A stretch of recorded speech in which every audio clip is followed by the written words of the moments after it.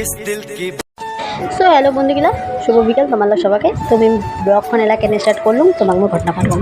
তো দুপুরে খাওয়া দাওয়া করে কমপ্লিট, একদম সব কিছু রেডি। মুই টিভি দেখে দিচ্ছি বসে বসে, হঠাৎ করে দেখুন জানলা দিয়ে প্রচুর পরিমাণে বৃষ্টি, আর আমার পাড়ার সবাই গা ধোয়া হচ্ছে। আর মোর মনকে ঘরের থাকে কত, মুখে চলে গেলাম গা ধোয়ার।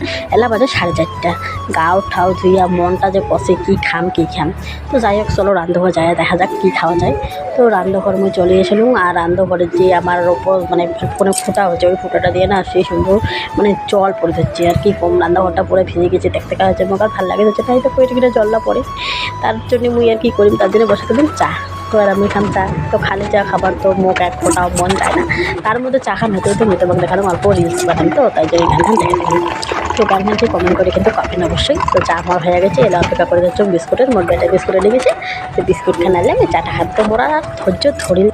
তো মুই এরা বসে খাম চা। তো ভিডিওখান এত অবধি কেমন লাগে অবশ্যই।